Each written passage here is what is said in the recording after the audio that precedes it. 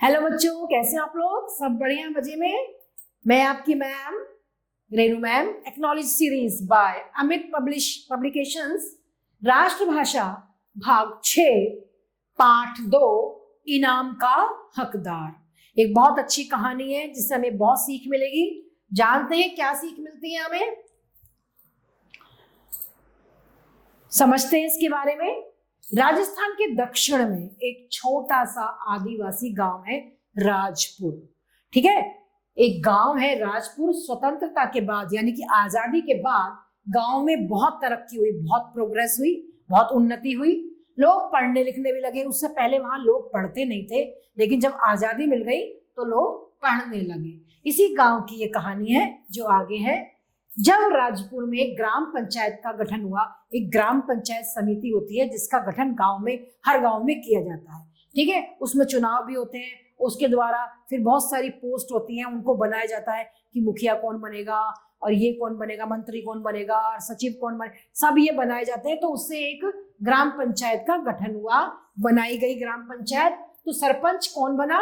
गांव के ही राजप्रसाद नाम था इनका, राजप्रसाद जी सरपंच बन गए। ठीक है, वे इतने अच्छे आदमी थे कि हमेशा हर आदमी की सहायता करने को वो हमेशा तैयार रहते थे। जो भी उनसे कोई भी काम कहता था वो सबकी सहायता करने के लिए तैयार रहते थे। और ऐसा ही तो सरपंच होना चाहिए, जो बिल्कुल ईमानदार हो, सच्चा हो, सबकी सहायता करे। वे गांव वालों के सुख दुख में हमेशा साथ देते थे और उन्हें बहुत अच्छी अच्छी सलाह दिया करते थे। दीपावली में कुछ ही दिन बचे थे अभी। राम प्रसाद ने गांव में ये पूरा ढिंडोरा पिटवा दिया। ढिंडोरा पिटवाना समझिए कि ये अनाउंसमेंट करा दिया सारे में कि इस बार दीपावली की रात जिसका घर सबसे अधिक सुंदर सजेगा उसे इनाम दिया जाएगा। कितना अच्छा करा इन्होंने गांव में। इससे लोगों के अंदर क्या हुआ कि अरे हम सजाएंगे। उन्होंने ये अनाउंसमेंट करा दिया सारे में। ये ढिंडोरा सुनते ही गांव वाले अपने अपने घरों को सजाने में पूरी मेहनत से जुट गए। सब गांव वाले अपने अपना घर सजाने लगे। क्या पता हमारा घर देख के सरपंच जी हमें इनाम दे दे। लड़कियां रंगोली बनाने के लिए सामान इकट्ठा करने में लग गईं और बच्चे पटाखे और फुलझड़ियां जमा करने लग गए। बुजुर्ग और महिलाओं ने दिए, तेल, मिठाइयां, मोमबत्तियां, कंडील, कंडील जानते हो जो बनी हुई आती है बाजार में, बहुत सुंदर सुंदर दीपावली पर मिलती है, जिसे कैंडील बोलते हो आप लोग, खरीद लिए गए। सभी लोग घरों की पुताई और सफाई में लग गए। बड़ा अच्छा काम करा उन्होंने तो। इस बहाने सबके घरों की सफाई होनी शुरू हो गई, वैसे शायद ना होती। दीपावली के शाम तक तो राजपुर पूरा दुल्हन की तरह सज गया था।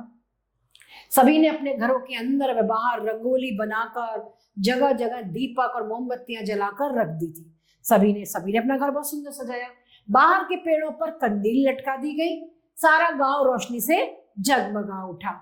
बच्चों ने पटाखे, फुलझड़ियां छोड़ना शुरू कर दिया।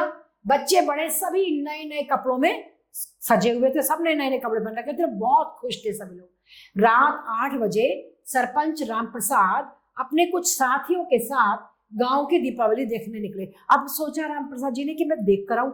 अब जज को भी तो जाना पड़ेगा जिसको ये इनाम देना है कि भाई किसका घर सबसे सुंदर सजा है। सभी घरों को सुंदर ढंग से सजाया गया था।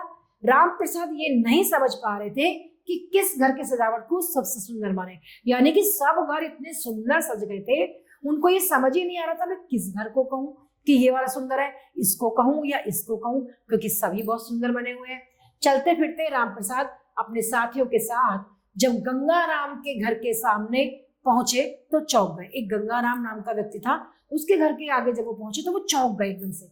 घर के सामने और घर के अंदर सिर्फ एक एक दिया जल रहा था। एक बाहर जल रहा था और एक अंदर जल रहा था। ये गंगाराम है और ये राम प्रसाद जी है। सरपंच राम प्रसाद ने जब गंगाराम को आवाज दी तो वो बाहर आया, अपने घर से बाहर आया। राम प्रसाद ने पूछा, भाई गंगाराम, पूरा गांव दियों की रोशनी से जगमगा रहा है, सब जगह सबने अपने घर की बहुत सफाई करी है, रंगोली बनाई है, दिए लगाए हैं, और तुम्हारे यहाँ सिर्फ 2 ही दिए जल रहे हैं, तुमने पूरा घर क्यों नहीं सजाया? सरपंच जी, बात यह है कि कुछ दिन पहले हमारे पड़ोस में नारायण का एक लड़का मर गया था। हमारे गांव में ये रिवाज है कि जिसके यहाँ कोई मौत हो गई हो तो उसके यहाँ साल भर कोई त्योहार नहीं मनाते।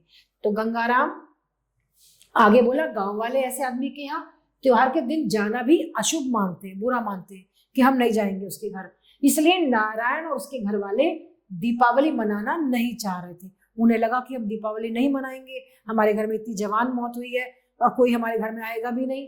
तो उसने कहा, पर सरपंच जी, मैं ये सब अंधविश्वास बिल्कुल नहीं मानता, ये सब बेकार की बात है। एक तो घर में इतनी परेशानी हो गई है, ऊपर से त्योहार भी ना मनाए तो और भी दुख। मतलब दुख को तो जितना आप बच्चों करते रहोगे ना, वो बढ़ता ही चला जाएगा।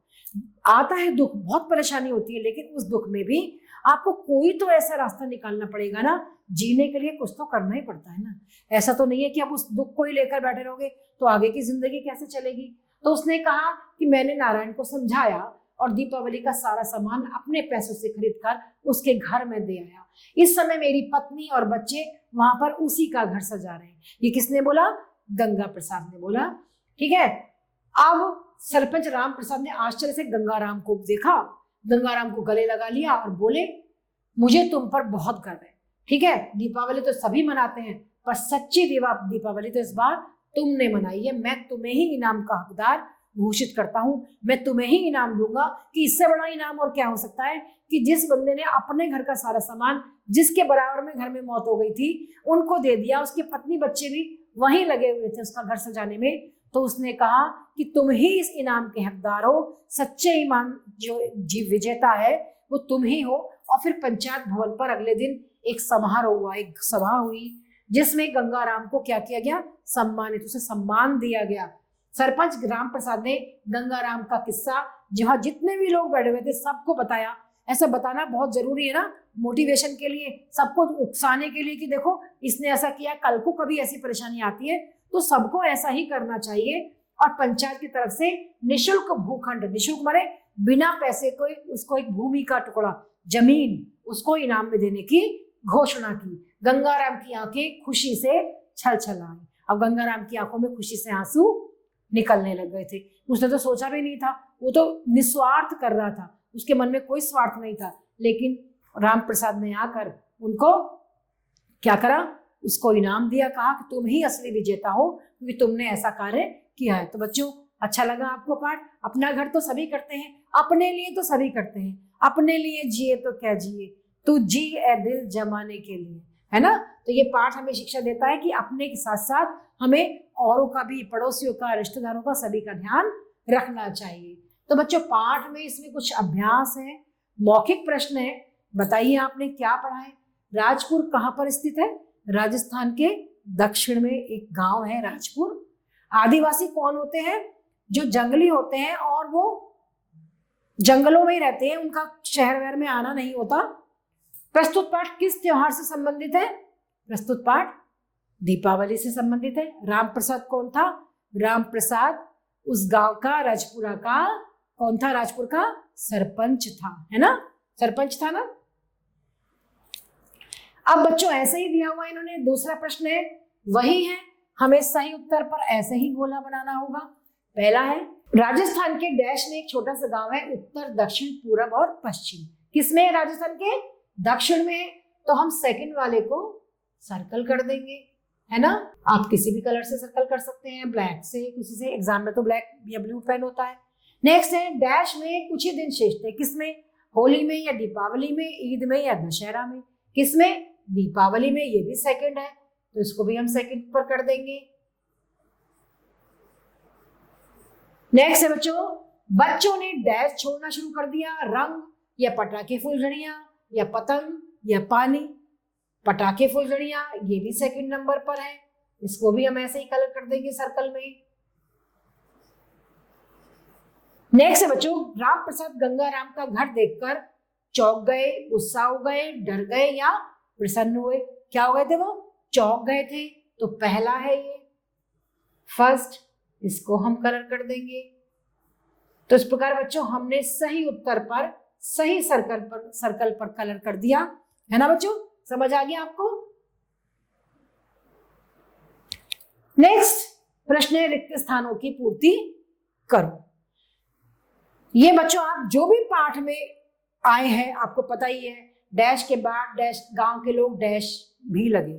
ठीक है, आप अपने आप इस कार्य को, रिक्त स्थान का कार्य ये मैं आपको गृह कार्य के रूप में दूंगी, जो आप घर के लिए करेंगे और पाठ में से देखकर आप इन शब्दों को भरेंगे। यहाँ पर आपको गृह कार्य करना अच्छा लगेगा। डैश के बाद गांव के लोग डैश भी लगे। घोषणा के बाद है ना, घोषणा के बाद गांव के लोग क्या भी लगे, क्या करने लगे, सफाई करने लगे। डैश, जब डैश में ग्राम पंचायत का गठन हुआ तो सरपंच बने गांव के ही। जब गांव में ग्राम पंचायत का गठन हुआ तो सरपंच बने गांव के ही राम प्रसाद। नेक्स्ट है यह डैश सुनते ही गांव वाले अपने अपने घरों को सजाने में पूरी डैश से जुट गए। यह घोषणा सुनते ही गांव वाले अपने अपने घरों को सजाने में पूरी तत्परता से, पूरी मेहनत से जुट गए। चलते फिरते डैश अपने डैश के साथ साथ जब गंगाराम घर के सामने पहुंचे तो चौंक गए। चलते फिरते राम प्रसाद अपने साथियों के साथ जब गंगाराम के घर के सामने पहुंचे तो चौंक गए। नेक्स्ट है सरपंच राम प्रसाद ने डैश से गंगाराम को गले लगा लिया। सरपंच राम प्रसाद ने खुशी से गंगाराम को गले लगा लिया और बोले, मुझे तुम पर बहुत गर्व है।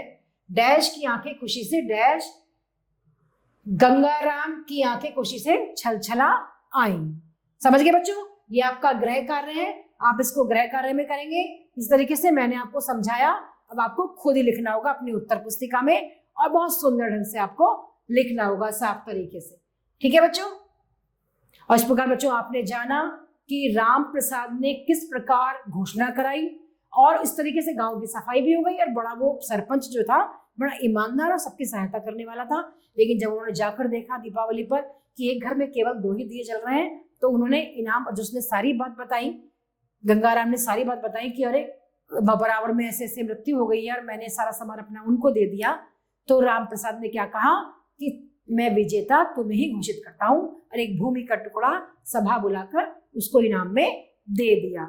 तो ये होता है अच्छा न्याय करा उन्होंने, एक अच्छा सरपंच, एक ईमानदार सरपंच जिन्होंने अच्छा न्याय किया। तो बच्चों आपने पाठ पढ़ा। अब नेक्स्ट पार्ट में आपसे हम फिर मिलते हैं। अपना ध्यान रखिएगा। तब तक के लिए आभार।